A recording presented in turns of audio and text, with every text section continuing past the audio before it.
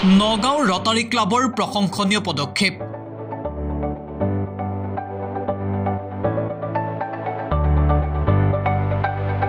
Nagaon Rotary ক্লাবৰ উদ্যোগত মানিক চান্দ and sons জুৱেলছৰ সহযোগত তাৰে জামিন পৰ 3.0।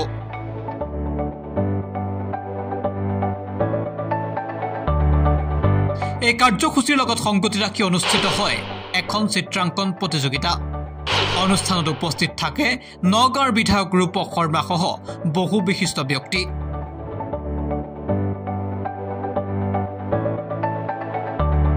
নগাঁৱৰ গভট হায়াৰ ছেকেণ্ডাৰী স্কুলত নগাঁও ৰটাৰী ক্লাবে আয়োজন কৰে এক বিশেষ কাৰ্যসূচীৰ।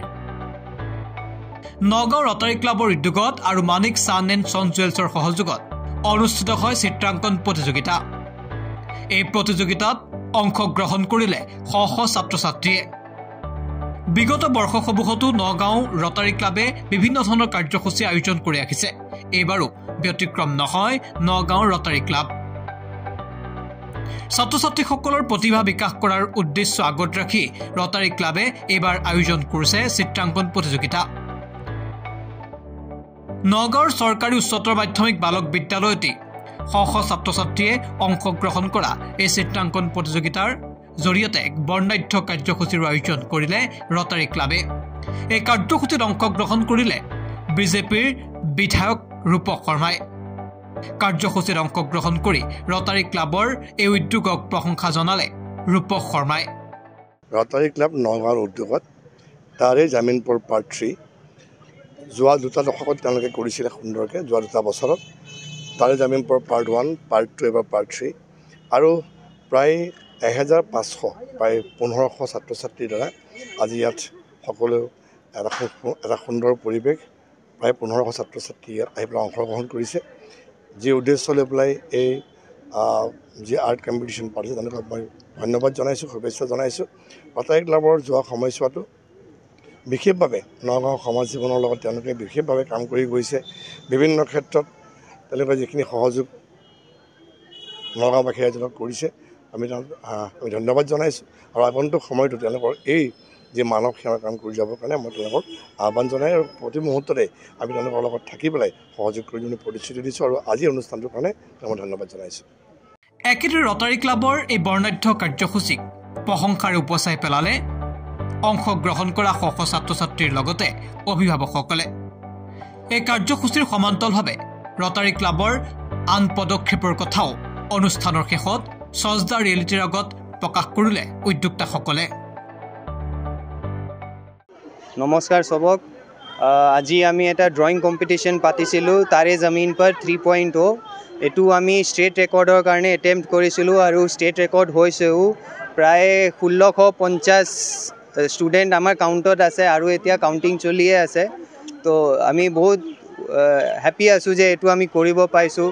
আমি এটা ধুনীয়া প্লেটফৰ্ম দিছিলোঁ নগাঁও ৰাইজক যে ইহঁতে আহে, ল'ৰা ছোৱালী আহে আৰু ইয়াত আহি তেওঁলোকৰ ক্ৰিয়েটিভিটিটো দেখায় আৰু চবে ধুনীয়াকৈ আহিছে আৰু ইয়াত পাৰ্টিচিপেট কৰিছে। চবক পাৰ্টিচিপেশ্যন চাৰ্টিফিকেটো দিয়া হৈছে। বৰষুণ আহিছিলে তথাপিও ইমান ষ্টুডেণ্ট আহিছে। 11টা বজালৈকেও আমি ফোন কল আহি আছিলে যে আপুনি এতিয়াও একচেপ্ট কৰিব নেকি। আমি ইহঁতক কৈছোঁ আহিবলৈ, তথাপিও আমি পাৰ্টিচিপেশ্যন যি স্পিৰিটত আছে। ড্ৰয়িং কম্পিটিশ্যন আছিলে, অনলি ড্ৰয়িং কম্পিটিশ্যন। ইয়াত 3টা গ্ৰুপ আছিলে। চৰি ইয়াত 1650 এতিয়ালৈকে আমাৰ কাউণ্টত আছে আৰু কাউণ্টিং এতিয়া আকৌ হ'ব। এইটোত কি বাঢ়ে সেইটো হিচাপত আমি ক'ব পাৰিম একচুৱেল নাম্বাৰটো।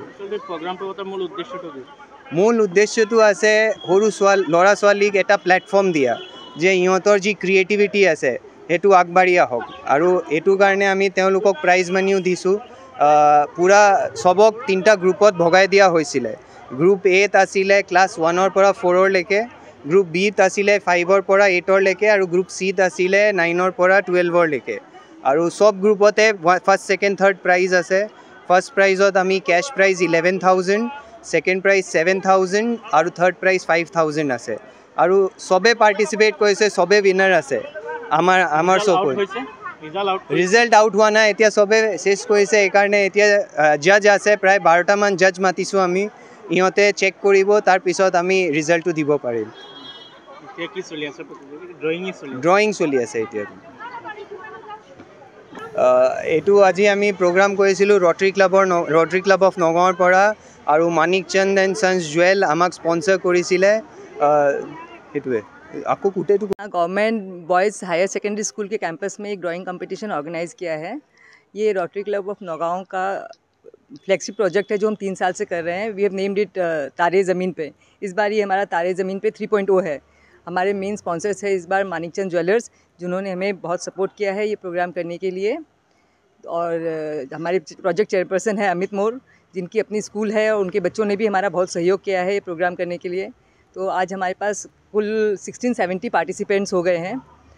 सब बच्चों ने बहुत बढ़ चढ़ के पार्ट लिया है। हमने प्रतियोगिता को 3 पार्ट में डिवाइड किया है, category A, category B, category C. Category A के बच्चे जो है वो क्लास 1, 2, 3, 4 के बच्चे हैं बेसिकली। कैटेगरी बी में 5, 6, 7, 8 के बच्चे हैं और कैटेगरी सी में 9, 10, 11, 12 के बच्चे हैं। तो तीनों ग्रुप को हमने 3 अलग अलग टॉपिक्स दिए थे ड्राइंग करने के लिए। फर्स्ट ये था कि जिसमें बच्चे अपने साथ एक तिरंगा लेके, हर सबके पास तिरंगा, वैसा टॉपिक दिए थे। Second topic was celebrating independence day, तो वो था। And third topic was operation Sindoor. तो कैटेगरी वाइज सब बच्चों को अलग अलग टॉपिक दिया गया था, लेकिन हमने प्राइज़ मनी तीनों कैटेगरी में सेम ही रखा था। First prize 11,000, second prize 7,000, third prize 5,000 और फिर तीनों कैटेगरी में 10-10 कंसोलेशन प्राइज़ था। तो सेपरेटली सेम फॉर्मेट तीनों कैटेगरीज़ के लिए था। तो अब हमने एक स्पेशल पूरा टीम जजेस का रखा है, 3-3 जजेस तीनों कैटेगरी में, जो हमारे बच्चों को इवेल्युएट कर रहे हैं और भी प्राइज़ देंगे। और हर साल हमें बहुत अच्छा रिस्पांस मिलता है। लास्ट 2 ईयर्स से भी 1000 करीब एंट्रीज आ रही है और इस बार हम लोगों ने स्टेट रिकॉर्ड के लिए ट्राई किया था और हम सक्सेसफुल भी हुए हैं। ये कॉन्सेप्ट कहाँ से मिलेगा? ये कंसेप्ट जो है, बच्चे एक्चुअली सब बहुत इतने क्रिएटिव होते हैं, सब अपने अपने घर में, बच्चे जब पैदा होते हैं तब से हम लोग देख रहे हैं कि वो पेन से, कलर से खेलना बहुत पसंद करते हैं। जो तारे ज़मीन पर जो नाम है, हाँ, ये कॉन्सेप्ट कहाँ से लिया? आमिर खान की फिल्म? हाँ, that is a very big inspiration, क्योंकि उस मूवी में भी हमने देखा था कि एक छोटा बच्चा कैसे ड्राइंग कर रहा है और अपने मन के भावों को प्रकट कर रहा है। तो सेम ईयर वही आप हमारे बच्चों की अगर ड्राइंग भी देखेंगे तो भी हमने देखा था बहुत सुंदर तरीके से उन्होंने अपने चीज़ को, एक ऑपरेशन सिंदूर जो हमने फॉर एग्जांपल टॉपिक दिया था, उस पर भी उन्होंने बहुत सुंदर से सब कुछ एक पेपर में उन्होंने पूरी स्टोरी लिख दी है। 2 घंटे में टॉपिक मिलना, उसके ऊपर सोचना और बनाना, ये एक बहुत बड़ा अचीवमेंट है जो हमारे बच्चों ने बखूबी कर दिखाया है। तो हम आगे ही भी कोशिश करेंगे कि ऐसा प्रोग्राम करते रहें नौगांव के बच्चों के लिए। अगल बगल के बच्चों के, आसपास के डिस्ट्रिक्ट से सबसे बहुत बच्चे आए हैं और हम सबके लिए बहुत थैंकफुल है कि उन्होंने इतना पार्टिसिपेट किया है और हमारे प्रोग्राम को सक्सेसफुल बनाया है। News desk shows the reality. বিয়া জন্মদিন বা আপোনাৰ যিকোনো বিশেষ অনুষ্ঠানৰ বাবে one stop solution ambience banquets আপোনাৰ প্ৰতিটো অনুষ্ঠানৰ বাবে এটা শ্ৰেষ্ঠ স্থান। Guwahati's finest and luxurious banquet hall ambience banquets, perfect for every celebration. For booking contact 7099013417 or visit 5th floor above Reliance Centro, RG Burwa Road, Guwahati.